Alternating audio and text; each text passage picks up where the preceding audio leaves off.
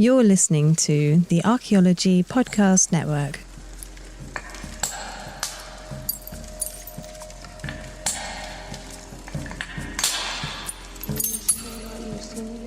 Okay, welcome to episode 12 of Ethnosignology. This is part 2 of the Tattoo and Civil War episode I did in the previous one. This will be more in-depth about Bellemeade and the Hermitage, which was Andrew Jackson's house, Bellemeade being a plantation in Nashville that used to raise thoroughbred horses. And this is relevant to anthropology because of, aspects that we will go into in this episode in part 2. So thank you for listening. If you're starting with this one, please go back to part 1, which would be episode 11, so you're not completely confused. But yeah, thank you very much. And without further ado, here's episode 12 of Ethnosignology. Thank you. Carton has, at the time of the war, 41 enslaved people on their census as part of the property. When I went there in high school, and I think I went again in college, on a tour there, like when a friend came to town, it's kind of the same, like, well, they had slaves and that's all that was said, and like, yes, if you had to pick a place to be, and this is such a weird thing to say as a white guy, but like I did quite a bit of research on this last year for a project I got paid to do. If you had to pick a place to be enslaved, the first place you would not want to pick was a sugar plantation in Brazil or Barbados. It was just hell on earth, like a holocaust of like, just, you died. It was just so hot. Mosquitoes, malaria, you're outside all day just cutting sugarcane. Terrible. Cotton also wasn't great. Rice was apparently way worse because there's alligators and you're like in swamp water all day. You got gangrene. If you were farming rice on the Atlantic coast where the Gullah Geechee are now, South Carolina, Georgia, North Carolina, and parts of Florida, the good rice got sold, and the rice was the biggest crop in the South at the time. Cotton and tobacco were the cash crop. Rice was the staple. And that's why a lot of Southern dishes have rice in them still. And it's part close to Spain or, Spanish Florida and the Caribbean. Long story short, I'm digressing here, but the family the slaves and the families would export this rice, and it was the good rice got exported. The family would eat the shittier batch, and then whatever was left of that, the enslaved ate. And it's just terrible. It's just so sugar plantations and then farming rice. But then where I'm going with this, and I hate doing these equivalencies, but from what I've read and from people I've seen interviewed and from accounts of the time, where a lot of these people that were enslaved at the plantations here were able to live on to be recorded, or at least have their stuff written down because they got their freedom and stayed on the plantations when they were freed. Because the family, and this is where I'm going with this, they were treated quite well. And it they were enslaved, bottom line, it's fucked up.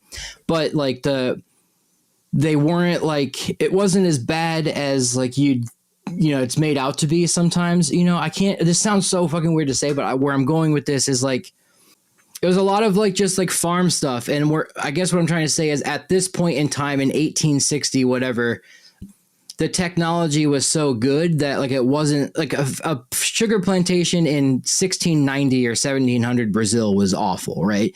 But a cotton gin and what did they have? The presses, and there's all sorts of different things they had here. And the tech was easier, and you're basically working the tech. And again, where I'm going with this is the museums in the past used to show that and be look how good they were treated. Look, it wasn't so bad. It sounds so weird to say, and at the bottom line is they were still enslaved and they were these people's property, and it's horrendous. So it was just weird. The zeitgeist at the time was just to gloss over that and be and they had slaves, and that's all it said. And the Hermitage, where I'll go after this, was they show you all the stuff they're doing and how well Andrew Jackson treated the slaves. And that's such a weird thing to say because Andrew Jackson was a psychotic maniac. The more you read about him, and yeah, I guess what I'm trying to say to save myself personally here, and I already just said what the main thing was, the museum tries to paint it as how well they were treated. It's if you had to pick a place, I would have, if I was on a ship from Africa being oh God, where are they sending me? I would not want to go to, this would be your better option. Still not the best.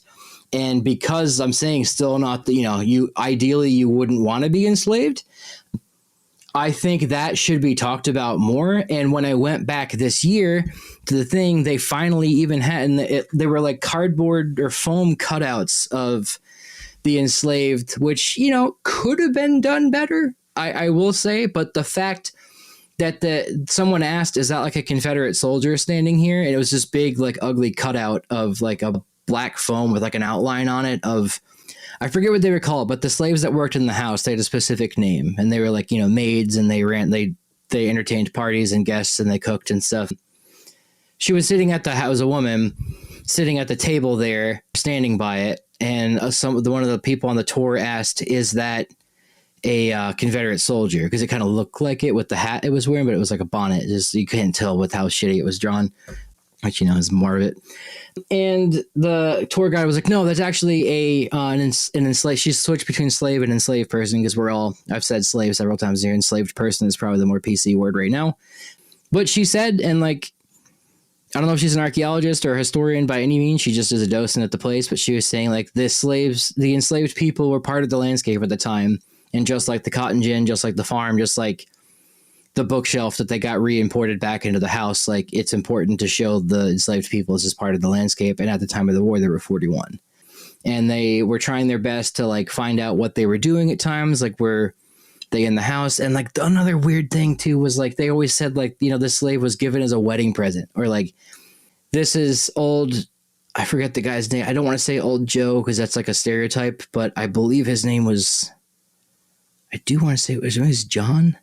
Anyway, this was old John, who was given as a gift to the lady of the house for her first birthday. It's just such a weird sentence to hear. But I hate hearing that. But it's also like, I'm glad it's being said and not just swept under. And where I'm going with this cardboard cutout thing or foam cutout was, I'm glad they're doing that. That's cool. Like, and even at the cemetery, they finally added one, I believe it was in 2020, maybe a little before it. I would assume, hopefully they did after 2020 with everything going on, but I think it might have been a little before that.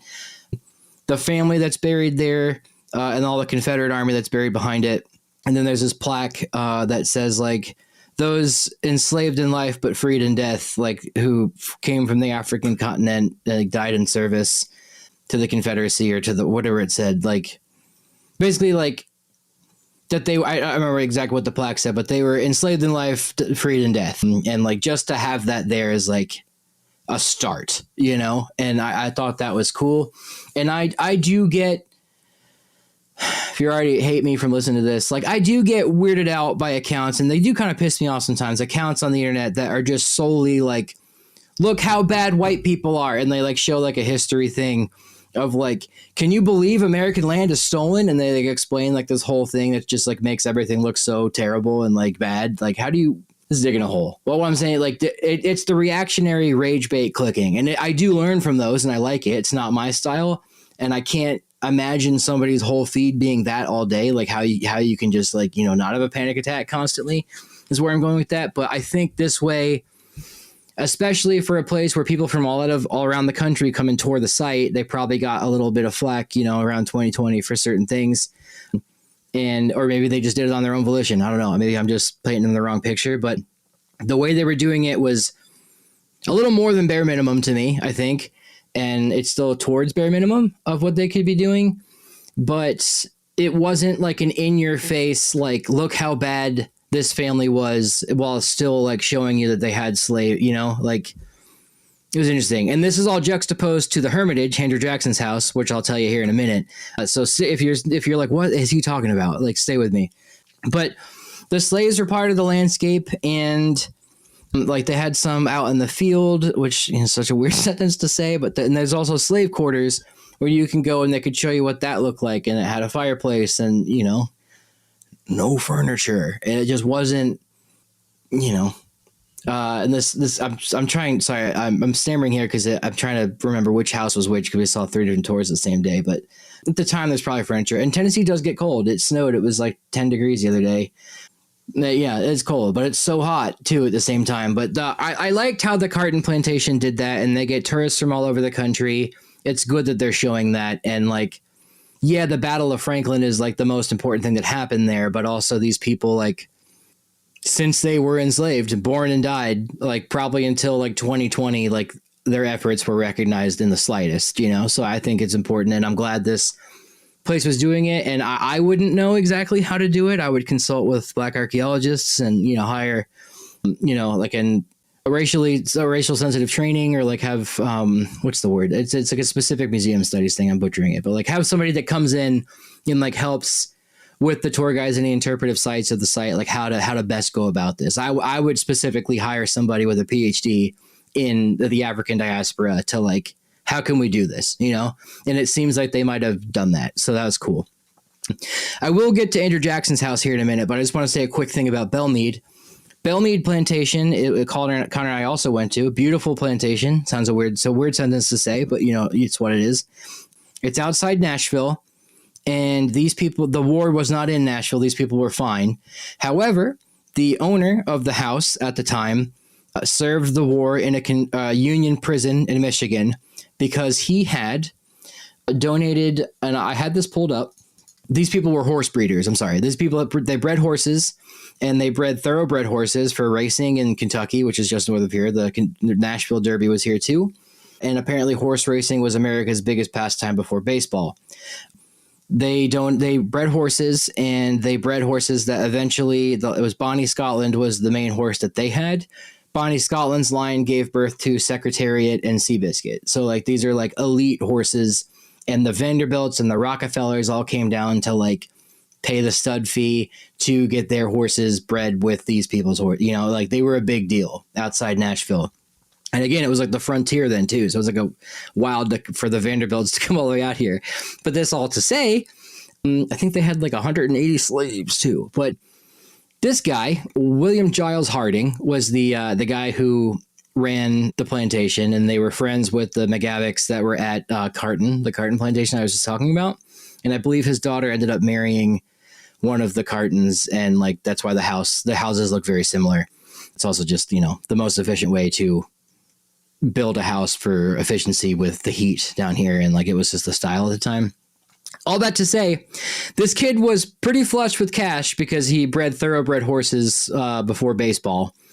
And he spent the war in a Union prison in Michigan. Why?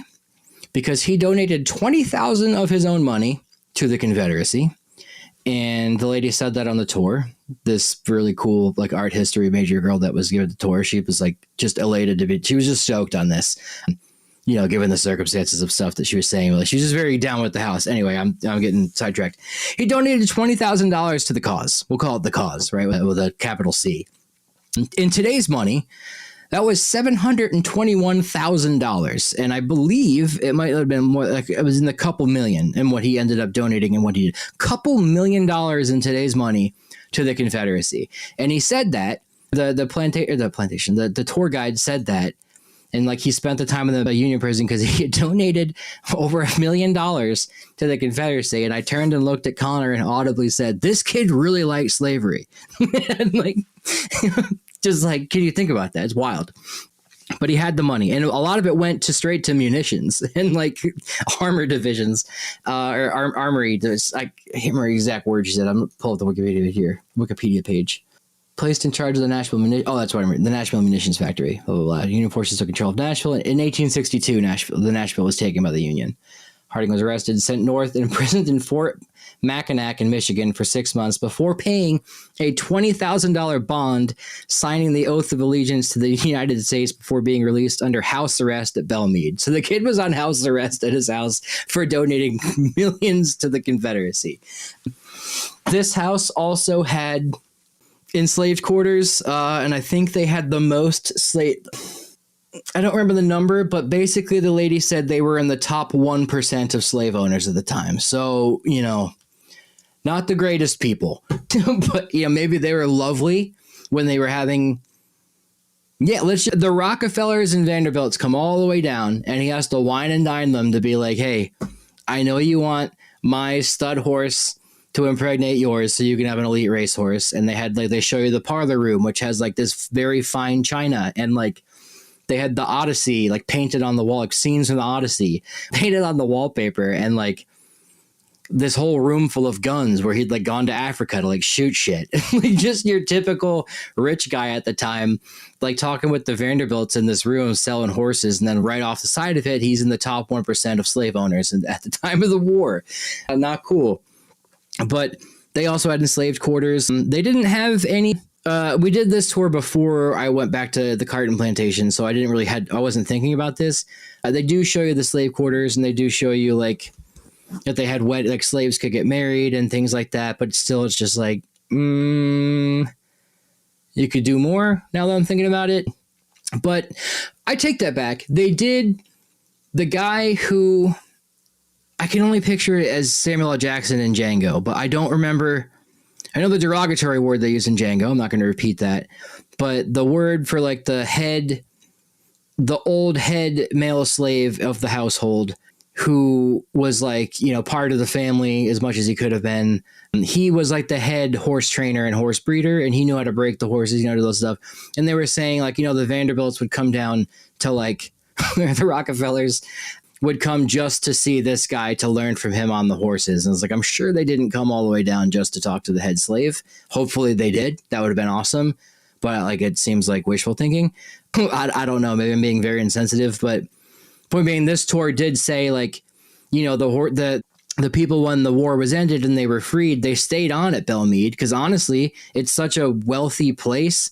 And like they made so much money with these horses, and that was his whole life, was raising these horses and tending to the farm.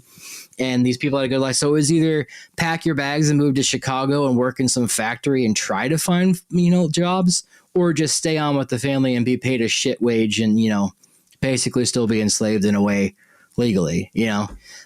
And they kind of put it that way. I really should have I should have Brittany on. She's the Black archaeologist on Instagram. I'm sure we've talked about this on other stuff. She doesn't know the Tennessee aspect of stuff, but she's down in the South. I believe I want to say Florida is where she is right now. We've talked about this stuff before, but I'd like to get a Black archaeologist take on this kind of stuff because the archaeology of the African diaspora was a huge part of UT when I was there. So I could definitely get some people like that on because I'd love to invite people like that and people that study that specifically, get them on the show to talk about that because it's fascinating. And I just feel weird as like a dude with white skin talking about this, but I'm trying to be as best as I can, and that's all we can do. So that was the Bellemeade plantation, and the enslaved people stayed on once they were freed. They stayed there.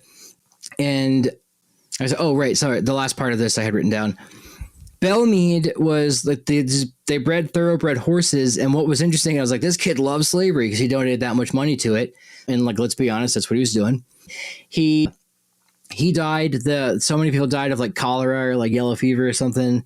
And like the family, once baseball came around in like the late 1800s, early 1900s, that became America's pastime. So these people just like kind of lost all their money and went bankrupt because people weren't like paying thoroughbred horse trainers anymore. Like, they weren't buying thoroughbred horses. The Vanderbilts just owned, the Brooklyn Dodgers or something. I don't know if they did. They probably invested.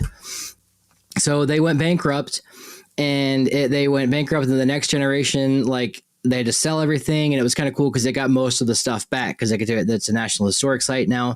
It's called Bellemeade Plantation. It's also a winery, which is how they keep their money and like add more. If you're in Nashville, do the Bellemeade tour. It's like a beautiful plantation. And when I say beautiful, the building looks beautiful, but like the way that they have kept it in great condition and like how much care they put into making sure that it's exactly as it was at the time with the different items and the wallpapers and how knowledgeable they are. It's really cool. And there's a wine tasting that's free after the thing. It's right outside Nashville. It's in the city, basically. But they lost all their money, and this poor little kid, I forget his name, he ended up, he would have been an adult during World War II, is where I'm going with this. And he owned all the family debt, like millions of dollars, but he ended up being, and like talk about, blood money, like this is like where it came from. He ended up working on with Turing during World War II and cracking the Enigma code. So he kind of, I guess in a way made up for it in some way, but still like it would be kind of wild, that your family got, exactly where their money came from, which would have been horses, but not exactly slaves, but slaves helped. Slaves did probably most of the work. Lastly, I want to move to this was the Hermitage, which is Andrew Jackson's house. And now that I've said the Carton Plantation and the Carter House and Bellemeade Plantation, talking about the slavery aspects there, we got to talk about Old Hickory. If you are a fan of American history, if you are a fan, I should say, of white American history, if you are a fan of history, if you're a fan of military history, if you're a fan of the American Empire, American like nationalism, American, if you love NASCAR, like that kind of thing. And I'm a patriotic dude. I love my country. I'm awarded every opportunity I have because I was born American. I do believe that. Not like, if I was born English, maybe I would have had similar ones, but like the freedom to do what I do as American, like what am I trying to say here? I'm digging a hole, guys. I'm sorry. I'm not promoting slavery. What I'm saying is like, I love my country. There's that, right? So I love my country, but so when I go into a place like the Hermitage, which is this beautiful museum of Andrew Jackson, one of the most interpretively like well laid out and like colorful and with like pop outs and like texture and stuff to the writing and all the artifacts, a beautiful museum. But then also being a patriotic dude who loves my country and like, is stoked on our history, for most of it with an asterisk, most of it coming in now, looking at it with a decolonization angle, or at least, with that in my mind, not coming in there being like, how do I hate this? Like, I don't do that. I think some people do. And I think that's problematic to an extent. That's just my opinion, but I also get it. And I support you doing that. I walk in and I'm like, ooh, I don't love that display. Like that's just kind of how I look at it. If you're stoked on that and you walk in, this is an amazing museum. It's the Hermitage is Andrew Jackson's house. Now, and if you're coming from the decolonization angle, you're going to be reading this stuff being like, oh my God. And I wouldn't say it's that egregious. And it was just me and Connor. If Carlton had been there too, it would have been, a lot more commentary, I think, in a good way. Like, cause Carlton knows more about American history than I do, but he also can work at it from the indigenous angle. And let me tell you something. Andrew Jackson hated Indians. And I'm going to say Indians because that's what he would have said at the time. And it's still, of course, okay to say. Well, it's not okay to say I hate Indians. I should say that. In the indigenous Americans would be the way. But at the time, he would have been saying Indians. And a lot of it was the French and Indian War, all that kind of stuff. Like it, that wasn't to be a joke. I'm just straight up saying like this museum, would you be using that word? So yeah, Andrew Jackson did not like Native Americans, put it that way. And when you do this museum, okay, so I'll talk about the Hermitage real quick.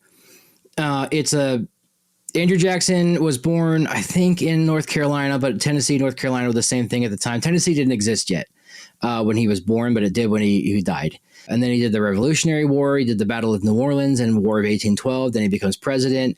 He also was the governor of like American Florida first, after it got from Spain. And there's lots of stuff that Andrew Jackson did. I'm going to butcher this, but basically the U.S. government was like, hey, don't attack Florida. And he was like, too late. And he went in and he was like, one, there's Spanish here. I hate them. And it's full of Indians. So I'm going to, I also hate them. And that's kind of what Andrew Jackson's MO was. And when you read the stuff in this museum, you're like, my God, this guy really did not. And he like moved to Tennessee just so he was like a little closer to him. And he's like, just in case they attack. That's not true. But like, it just, put it this way. One of the first displays in the museum was like Andrew Jackson. When you walked in, here you go. This is what I was trying to say. When you walked in, it says like general, statesman, hero, president. And like, sure, he was a hero if you're into American expansionism and colonialism and like,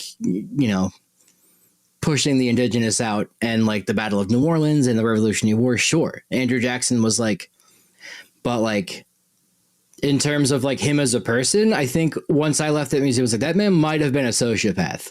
Like he just like genuinely enjoyed battle and genuinely enjoyed hating anything that wasn't Anglo-Saxon. He just like was not down. Not good. And where I'm going with all of this here, I should say, is they show you the plantation and you can go in and you can see his personal library from when which was cool. He bound every newspaper every day when he was president into this big giant book that he could like look back and see what was happening on like August 6th, 1730, You could see stuff from his houses, his children. Also had really cool wallpaper in the house that was imported from, this was the one I think that was imported from Sweden, but was meant to look like a chapter of the Odyssey. It looked like a Greek temple on the inside. Oh. Here's the other thing. Andrew Jackson had a picture of Christopher Columbus in his house above the foyer, like the biggest picture painting in the foyer. He believed it was Columbus. He told everybody he was Columbus, and presumably because I don't think Columbus hated Native Americans as much as like modern media says he did. I think he just was like, this is a whole other episode I did. It was just like, he was just a business guy. And he's like, well, these people are like not civilized. I can make a lot of money off them. That was like Columbus's idea. And then from that was like when he first landed, I should say. Then he got imprisoned. He was imprisoned in Cuba. The Queen of Spain was like, this guy's crazy. All that to say, Andrew Jackson has a picture of Columbus in his living room. And he's like, God, this guy's my hero. And like, it's a little weird. And it turns out it's not Columbus. It's just some Genoese merchant. And people were just like, yeah, it's Columbus. And he was like, dude, check it out. That's Columbus. And they were like, that's probably not. So Andrew Jackson, just if you're not aware, has a giant painting of what he believed till his death was a painting of his boy, Christopher Columbus. If that doesn't help you understand how much this guy did not like, I want to say Indians again, but the Native Americans, you know. And it's a regular looking plantation. Well, it was a plantation style home. It's more of just a mansion with big pillars on the outside. There's multiple rooms. There's the big floor, the living room. You can't really see much in that one. A lot of it's behind plexiglass. You can only really see the foyer and some of the bedrooms and stuff. And his library's behind plexiglass. Less cool, but still neat that it's Andrew Jackson's house. But the part of the Hermitage is it's absolutely beautiful land. The way it's like the carriage drive in the front of it, like the court, you know, the carriages where they spin around, it's like a circle, like kind of wheel. I don't know what you call it, like a roundabout. Now it's shaped like a guitar, which has nothing to do with Music City. It's just the girl, like his daughter, like playing guitar, which is just funny because now Andrew Jackson's Music City.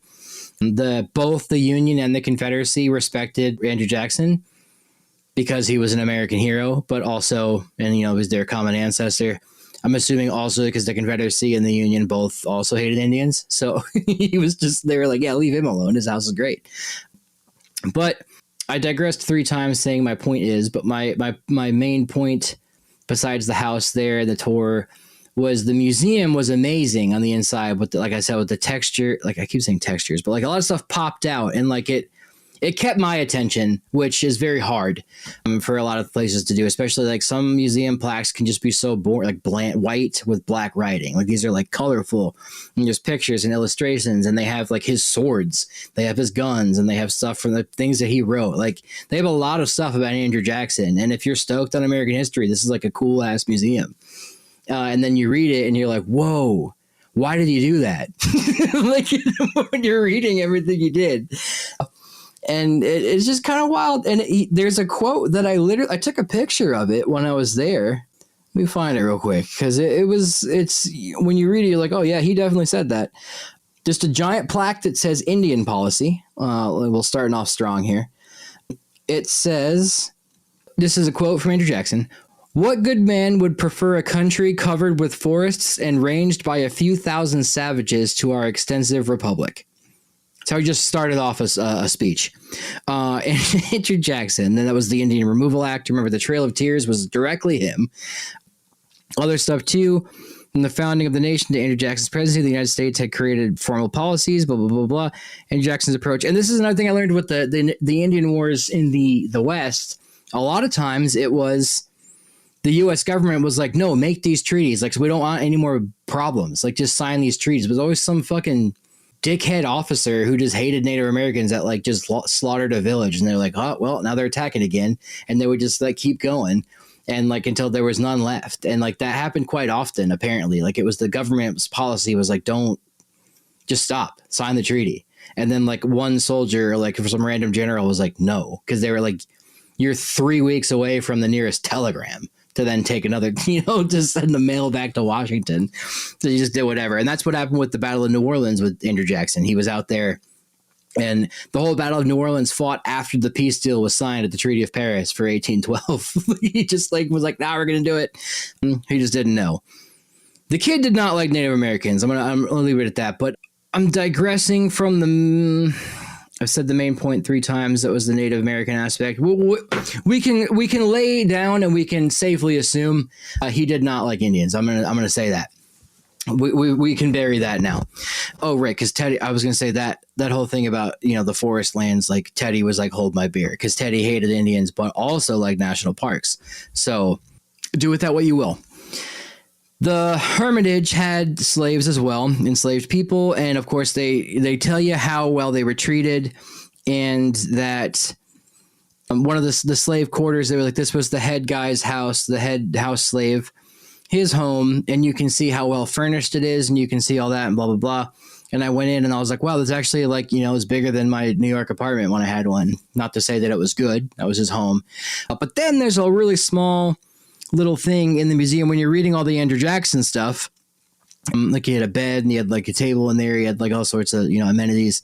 It wasn't just like a sleeping bag on the floor is what I'm trying to say. When you're reading all the Andrew Jackson stuff, they did add like stories from the enslaved like along the wall and these nice little like hanging, almost like curtain like displays. They were really pretty. And it was like stories of the enslaved that lived in like weddings and how they would get married and things like that. And like how, well, they were treated. And one of them said in the fine print at the bottom that like after he was freed, the head house guy stayed on because, why leave? It was, pretty great gig. You had a place to stay. Like he wasn't enslaved anymore. Like why go to the North when you're 70 years old and try to find something new? That he bought all that stuff at an auction when the family lost all their money. So like he just bought a bed and a couch and stuff. And now like the maybe I interpreted it wrong, but it seemed like the museum display was like when you went to the house, you would, if you didn't read that fine print in the other one, you'd been like, oh, wow, he had like a really nice setup in here. But no, he bought all that after he was freed. Kind of a bummer. They did there was another one where like this escaped slave from Florida had left, somehow found his way to Tennessee, and then Andrew Jackson bought him, or like one of the people on Andrew Jackson's estate bought him. And he found out that he had already run away from this other guy in Spain. And it was a governor of one of the, I think St. Augustine or something like that. And he had wrote to him being like, hey, I found your slave. Let me compensate you because he ran away. He's mine now. A good guy. And then the other guy wrote back to, I think his name was Jose. Polydor was his name, not Jose. The other guy's name was Jose. Formerly owned by Catalina Sartorius of St. Augustine. I got that right. There was the different slave named Jose. That name was sticking in my head.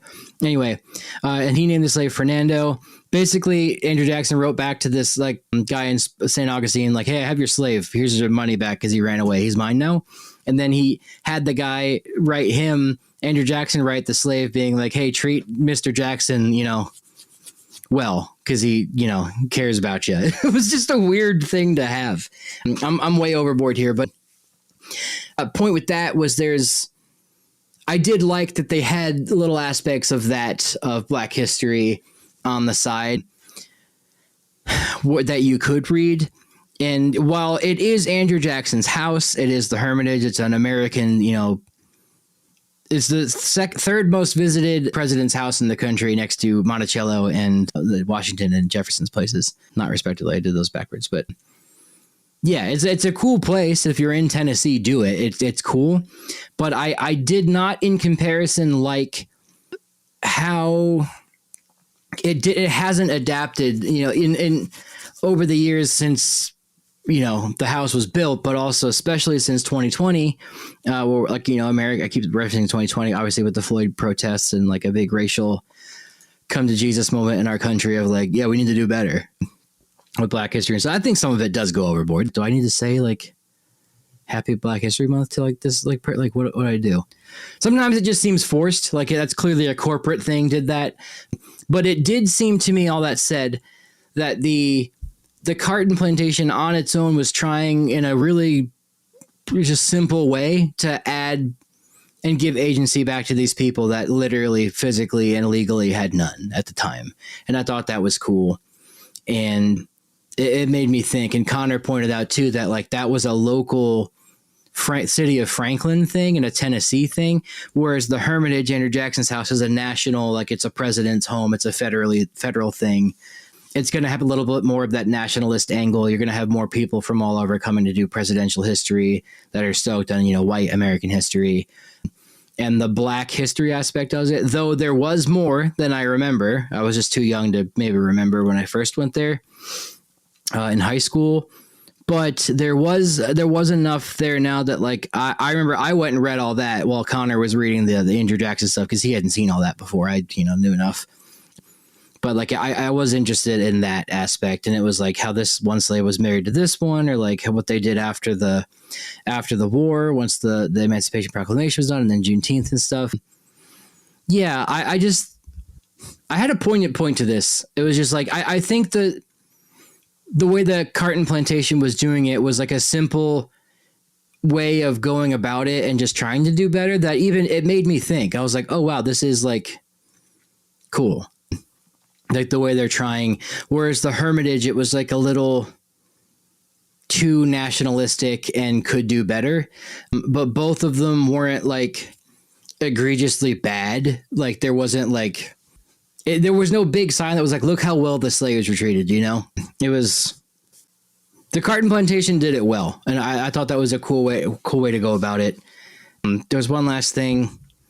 Yeah, so the way they did it, and the whole point of this was if you're coming to Nashville to see this stuff, I would recommend seeing the Battle of Franklin thing. It's wild. Like there's there's blood stains on the floor from where they just had piles of amputated arms. And like one's like a ring of blood because it was just a pile of limbs where like the blood was dripping down around the side and stuff. And like, or there was a carpet around, just like, you can just see how the action went. If you're going for the Civil War history, that's one thing, but it was cool to see how when I was a kid seeing this stuff in Franklin and in Nashville, and then now how it has kind of changed a bit to incorporate the Black American and the African diaspora story. And I'd like to see more of that. And again, I probably dug several holes here. I don't care. Not to say that I hate when people like they come in there just to be pissed about like, it doesn't have Black African, like it's the plantation, it's Andrew Jackson's home, right? It's I can't remember the name of the family, but the Bellemeade Plantation. It's the Bellemeade Plantation. It's not like meant to be like a monument to like Black history, though. Like Black history is a huge part of it. So like it is cool seeing how it's growing. And it's never going to be just like the slave aspect, enslaved person aspect is never going to overshadow like the horse breeding family and what they did and like had the whole Civil War aspect to it too. That's not going to happen. I don't think. I mean, if it did, it'd be like weird, but I do think it could do way better at that, like showing more of it. And I was impressed with how, one over the other was doing more, and just like a local place was just trying to, even just saying like, they were part of the landscape at the time, just like the family's children were like running around, and there's pictures of them around the house. There should be, something given to the enslaved that were there. I started this with the tattoo thing. I ended it with this, but yeah, I do recommend checking out the stuff out. And I just leave it up to you guys too. If you go see Civil War stuff, or especially down here in the South where slavery was a thing, like how does it evolve? How would you go about this? How, if you were a tour guide that sees so many Nashville tourists and like bachelorette parties come through that want to do the wine tasting, how do you explain like a very heavy thing like that to them? Especially if, some of the tour people on the tour might be of, African descent. Like how would you go about that? And it just made me think about that. And the fact that Connor pointed out too, like one was more federally important than like state important or war important, so like it's going to have a different narrative than the other. It's interesting. But yeah, Tennessee has a lot of really cool history. Tennessee is a wonderful state. That's why I like coming back here all the time. Nashville's really fun. It's a liberal, well, I don't think this time it was, but the last few elections, it's a pretty liberal and blue area. But also because most big cities are, because of the population's younger and more diverse. But also like Nashville was as I said, the union was like, no. We're taking that back. Like that's ours. I love Nashville for that reason. So anyway, this was an interesting there was a dog at the Battle of Franklin. There's a little statue of him too. I'm over time. I can't talk about it, but there was a relevance to dogs that can be its own thing. I want to talk to one of the guys there before I move back to Wyoming if they can do like a little interview on that, that would be a fun one. But yeah, like a war dog that was at the site. Yeah. Anyway, thank you for listening. The enslaved aspect turns into the Columbian Exchange for me. And like, that's a huge thing that I am fascinated by, even though it's not dogs. And I said in episode 1, like, you know, the Columbian Exchange just factors into a lot of like how I think about the world. So this stuff is cool. And obviously Civil War history is pretty cool, just like battles and stuff. So sorry if this was insensitive. I'm sorry if the tattooing part was a little much for you, the slavery part was a little much for you, but like, yeah. Lesson learned, Andrew Jackson did not like the indigenous, and I am going to sign out on that. You can rate and review the podcast on Apple, iTunes, and Spotify. I believe you can leave comments on Spotify now. Please leave a rating. If you have not listened to other podcasts like the Plains Anthropology Podcast or Teacup Time Travel or Behind My Trowel or the Archaeology Show, please listen to them on the APN. You can go to ArchPodNet.com to check those out, and you can also find them right here where you're listening to this podcast right now. So thank you very much. Next week will be a fun surprise. The Archaeology Podcast Network is 10 years old this year. Our executive producer is Ashley Airy, our social media coordinator is Matilda Siebrecht, and our chief editor is Rachel Roden.